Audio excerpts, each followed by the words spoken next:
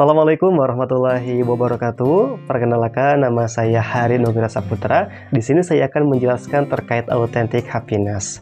Nah, authentic happiness ini dipelopori oleh seorang psikologi positif yang berasal dari Amerika Serikat yang bernama Martin Seligman. Nah, tentunya sekarang kita akan bahas tentang kebahagiaan. Apakah kalian pernah merasakan bahagia? Bahagia yang seperti apa yang pernah kalian rasakan? Bagaimana kalian mendapatkan suatu kebahagiaan? Nah, pertanyaan seperti ini itu bisa dijawab dengan banyak sekali perbedaan dari setiap individunya, gitu ya.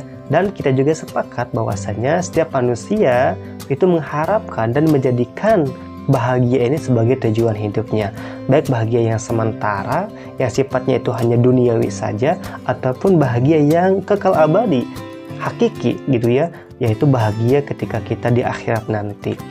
Nah, seperti halnya yang tadi disebutkan bahwasanya setiap individu itu memiliki perbedaan tersendiri dalam mencapai kebahagiaannya, dan individu juga itu pasti memiliki perbedaan dalam taraf kebahagiaannya, tidak bisa disamakan. Misalnya orang yang terlahir di keluarga yang kaya, mungkin dia akan bahagia ketika apa yang dia beli, belanja di supermarket yang tinggi gitu ya, memiliki barang-barang yang brand tinggi. Nah, berbeda juga dengan bahagia orang yang sederhana gitu. Dia makan dengan sambal gitu ya, dengan lauk pauk, ataupun dia bermain tidak memakai sendal di jalanan, dia juga bisa mendapatkan kebahagiaan. Jadi tidak selamanya bahagia itu dengan dicapai dengan materi yang banyak ataupun popularitas yang tinggi. Dalam teorinya, Martin Seligman bahwasanya beliau membagi 3 jenis kebahagiaan. Kebahagiaan yang pertama adalah kehidupan yang baik. Nah, kehidupan yang baik ini mencoba diposisikan oleh setiap individu, dia memiliki sikap ataupun attitude yang baik, baik di lingkungan keluarga, masyarakat, ataupun sekolah. Dia memiliki sikap yang baik seperti menghormati, menghargai gitu ya. Dengan adanya sikap tersebut, nah, dia bisa melakukan kebaikan karena tidak adanya permusuhan gitu ya. Dia bisa melakukan dengan nyaman. Nah, dan ada ungkapan bahwasanya dia itu orang baik. Nah, adanya ungkapan tersebut dengan kondisi-kondisi yang baik gitu ya, nah itu akan mendatangkan kebahagiaan. Yang kedua adalah kehidupan yang senang. Jadi kebahagiaan ini dapat dicapai dengan adanya rasa senang gitu. Misalnya kita diberi ataupun memberi sesuatu hal yang menyenangkan orang lain, misalnya adalah diberikan hadiah oleh pasangan, oleh orang tua gitu ya, atau kita jalan-jalan ke tempat wisata yang ingin dituju. Nah, ketika adanya rasa senang, nah rasa senang itulah yang disebut dengan kebahagiaan. Mungkin kalian juga pernah merasakan gitu ya, diberikan hadiah, jalan-jalan, kan suka senang tuh. Nah, itu kalian juga pasti bahagia. Nah, itu yang kedua.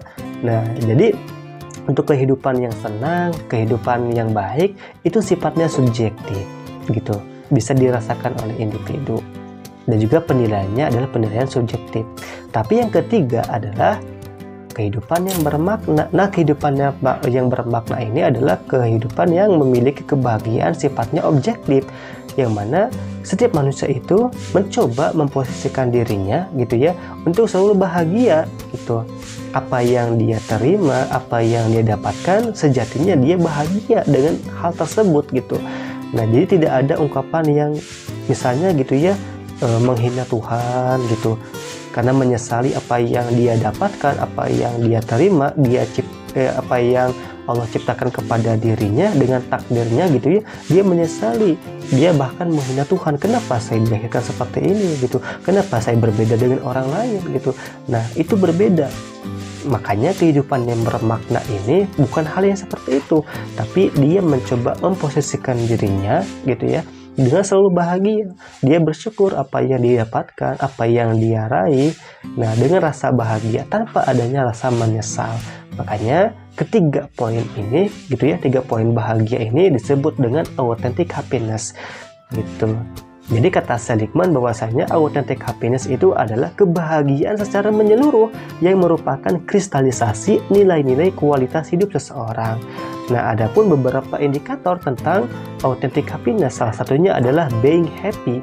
Nah, being happy ini adalah suatu kondisi kehidupan seseorang yang mampu merefleksikan nilai-nilai dalam kehidupannya dan bukan merupakan manipulasi. Oleh karena itu orang yang bahagia bukan orang yang memiliki bermuka dua gitu ya, tidak adanya kebohongan. Nah misalnya kan kita juga sering gitu ya mendengar bahwasanya ataupun melihat gitu, dia mukanya seri, dia mukanya senang, tapi hatinya rusak, tapi hatinya sedih. Nah orang yang bahagia itu bukan seperti itu.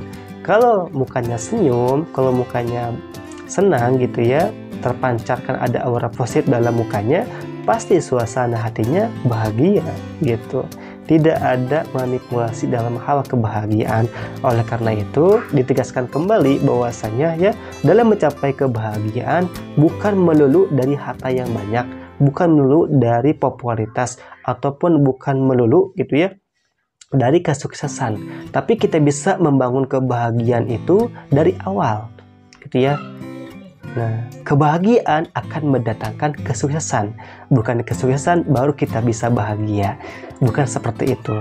Makanya gitu ya, Martin Seligman juga mengatakan bahwasanya kebahagiaan ini itu ada 3 dalam posisi gitu ya. Yang pertama adalah aspek kehidupan bahagia masa lalu, aspek kehidupan masa sekarang, dan aspek kehidupan yang masa akan datang gitu. Masa lalu kita bahagia gitu ya, sekarang kita bahagia, dan juga masa depan pun harus bahagia.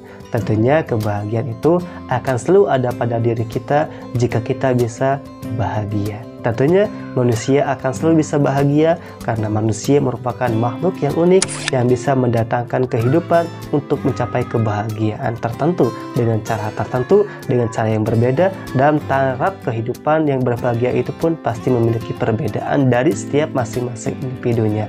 Saya Hari Nugraha Saputra mohon pamit. Assalamualaikum warahmatullahi wabarakatuh. Bye.